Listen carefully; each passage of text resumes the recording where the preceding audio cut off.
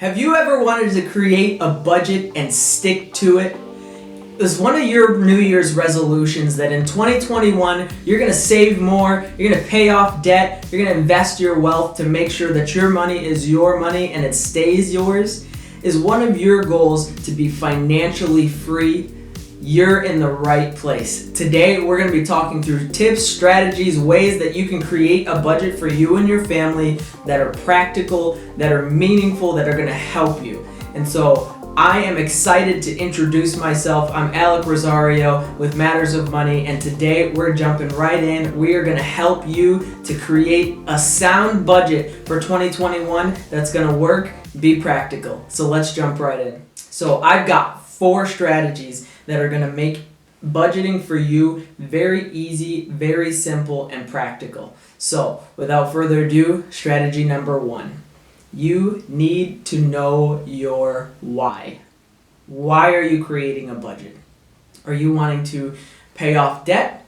Are you wanting to save more? Are you wanting to maybe show a loved one, a child or student, or maybe even a parent how to be financially, fiscally responsible? Do you want to buy a vehicle or maybe a new home, or just want to have an increased net worth? You need to know what your goal is before you get started. I see people get frustrated a lot when they're just trying to do and move and make things and make changes to their budget, but they don't know why. You need to start with your why, and I would recommend you pausing the video and actually writing it out. If you don't know your why, then come up with one. One of my personal ones is to see my family healthy, happy, successful. I want my 2-year-old son to know what giving is, to know what empowering other people is, and I need to be able to show him how to do that. That's my personal goal. So whenever I'm creating a budget, I'm thinking about my son and my wife and how they're going to benefit from it. So I would encourage you, don't start your budget until you know exactly what it is you're budgeting for. So that's number 1, know your why. Step number 2 is actually creating guidelines for yourself. So what I mean is the what, when, where, how. So what are you going to use for your budget? Are you going to use pen and paper, an Excel spreadsheet? Maybe you're going to Google it, do a PDF of something, print it out, use that. Are you going to use mint.com or any of the other budgeting tools out there? I personally have used Mint and I like it, but it had some shortcomings personally. You weren't able to put in as much as an Excel spreadsheet and manipulate things. I personally like the Excel spreadsheet because you can change things as they happen. Month to month something might change, and for you, updating that is really simple in Excel spreadsheet, but it really doesn't matter how you do it, just that you do it, right? So that's the what. The when. I like to set up specific times throughout either the week or the month that I'm doing my budget. So when you're doing it, you want to have, on the maybe first Monday of the month, and then as far as tracking goes, maybe the last day of the month, right? Or it might be a weekly thing for you. Set up on Saturday morning. We know we're going to do it at this time, and who's going to be there is also important as well. Is it just you? Is it you and your spouse?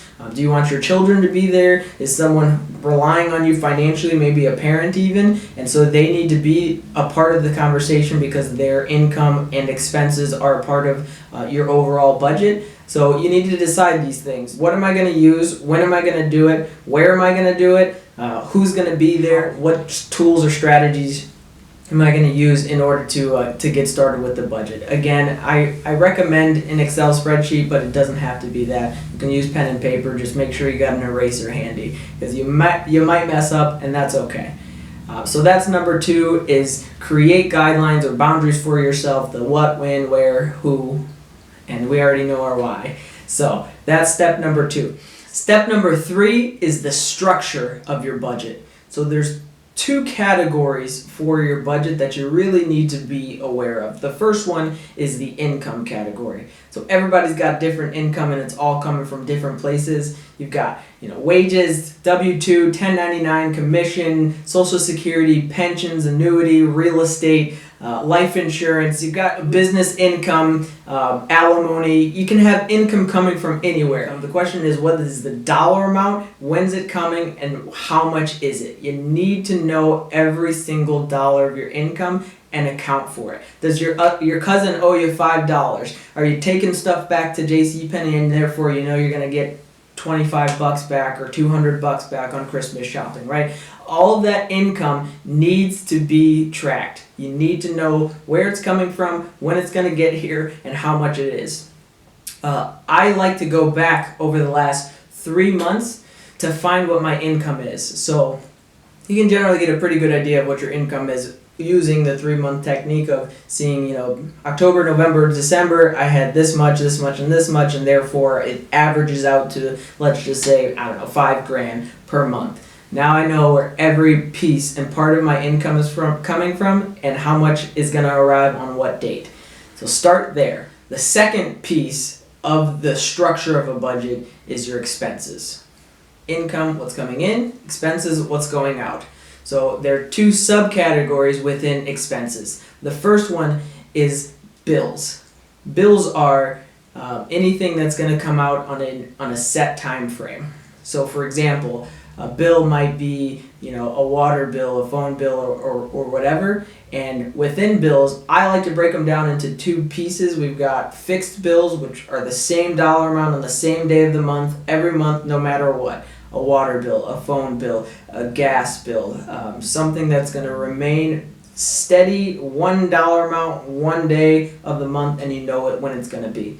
So that's a fixed bill. And then a variable one is going to be, your gas, transportation, fuel, food, anything that's going to go up and down and fluctuate, be different dollar amounts each month. That one is called a variable expense. And with variable expenses, it's hard to know exactly what it is, but again, looking back over the last 3 months, you can pretty much find what average you're going to have. And so with variable expenses, this is really where you can kind of formulate your budget and manipulate it to do what you want it to do.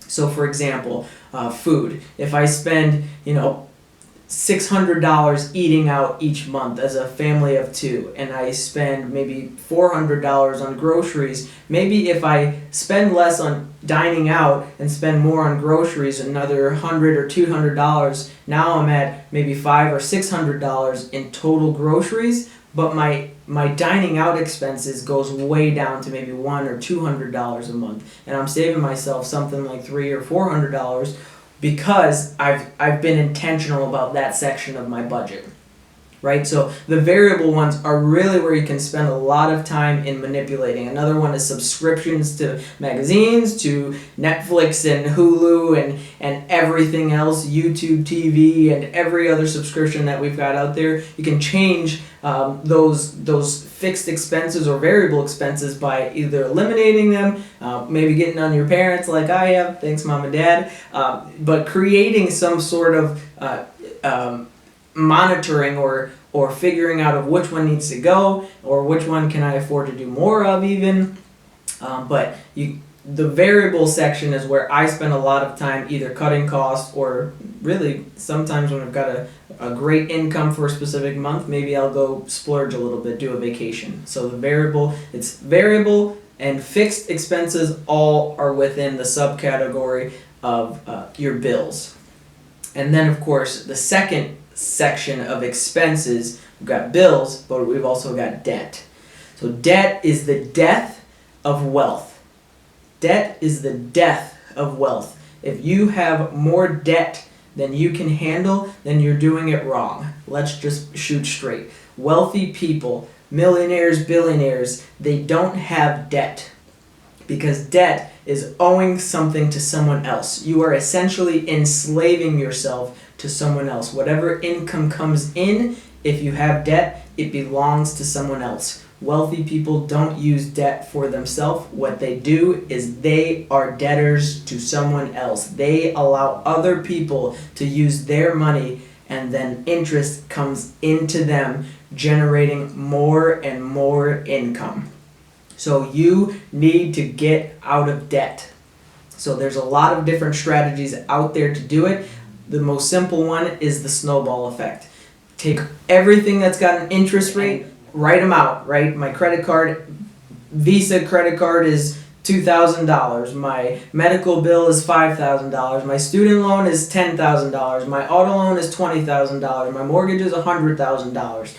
And then take it by interest rate and what's easy to pay down. This is how I like to do it. Take what's easiest to pay off. The $2,000 in my example would take the least amount of time to pay off. And so throw money at it, right? Any extra income, take it to that debt, pay it off.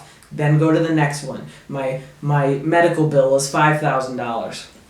Throw some extra money at it the following month, or as time goes on, you're building up your snowball and paying stuff off much, much faster. And by the end of a couple years, if not sooner, you've got a lot of debt paid off, which means that your income is now yours. Now you get to decide what to do with it. So make sure you're intentional about writing out what the debt is, paying stuff off, and going through it with whoever it is that's important to you, whatever debt you've got.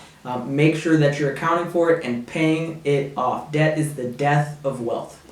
So that's the structure, bare basics of a budget, and that's what you need to do is write everything out, and on a monthly, weekly, quarterly, whatever works for you in your situation. I like to do it monthly because that's when my bills come out, right? For example, my water bill is on the 15th of every month. My student loans are on the 1st and 2nd of every month. My mortgage on the 2nd of every month. So I know exactly when those expenses come out, and so therefore my budget is on a monthly basis. You do you. If it's weekly that works best for you, do the weekly. That makes sense, right?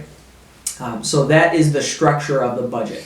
The fourth and final piece to our budget discussion today is what I'm going to call making sure that you've got every dollar allocated. And so what I mean is, and I've already kind of said it, but I want you to be thinking about your budget in terms of this.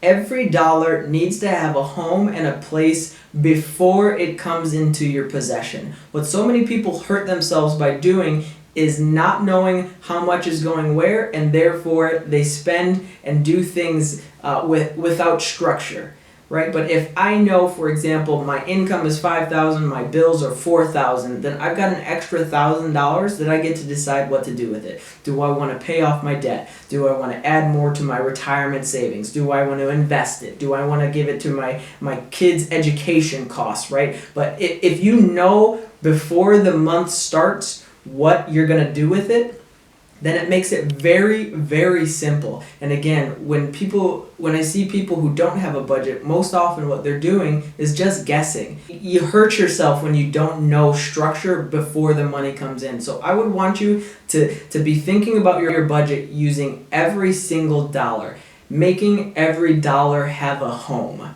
So you can create an investment account, you can do a retirement account, you can set up an education account, you can even just have an extra savings at the bank. But knowing where the money is going before it gets here is going to be the most powerful thing that you can do for yourself. So think about your budget in that aspect. I'm going to leave you with this. You got this. You can absolutely do this. You can change your financial situation. You are capable of changing your life. And I truly believe that a budget is a way to do it financially. You've got to know where your money's coming in from and where it's going. Otherwise, you're guessing, and guessing gets you nowhere. So I'm going to leave you with this quote from Hal Elrod. It goes like this: remember, the moment you accept total responsibility for everything in your life is the moment that you claim the power to change anything in your life. Anything. So, my friends, congratulations on taking the step and truly digging into a budget. You got this. I know you can do it. If I can help, like I said, shoot me an email. We can set up a time to talk, you and I. I am a financial advisor by trade, so love to serve you and give you as much information and education as I can. You should also hit that subscribe button because we're going to be doing a lot more content talking about all things financial, investing, retirement accounts out there available, education accounts, life insurance, annuities, long-term care, social security, I'm going to go through it, so you got to be aware of whenever stuff I'm putting out comes out. So hit that subscribe button, leave a comment if you got any questions, thoughts, concerns, criticisms, death threats, marriage counsels, or anything to that effect. Thanks, guys. We'll talk soon. Congratulations on your budget. You got this.